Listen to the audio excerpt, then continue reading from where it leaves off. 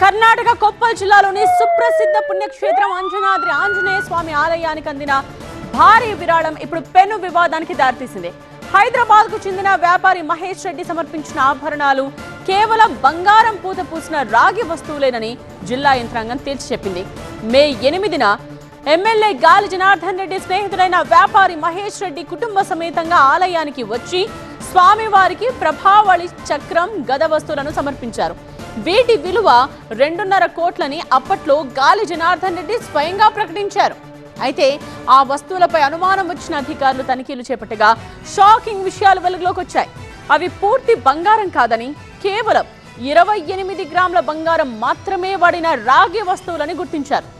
ఆభరణాల విలువకు సంబంధించి సరైన ఆధారాలు లేకపోవడంతో అధికారులు వాటిని ఖజానాలో జమ చేయడానికి నిరాకరించి మహేష్ రెడ్డికి నోటీసులు జారీ చేశారు. దీనిపై స్పందించిన మహేష్ రెడ్డి కొన్ని బిల్స్ ను విడుదల చేశారు. ఏప్రిల్ 28న హైదరాబాద్లోని తిబురాముల్ జ్యువెలర్స్ ఏఎంఆర్ కంపెనీ పేరుతో 1400 గ్రాముల బంగారం కొనుగోలు చేశారు. అయితే బిల్లులపై పలు అనుమానాలు వ్యక్తమవుతున్నాయి. ప్రస్తుతం అధికారులు ఆరా తీస్తున్నారు.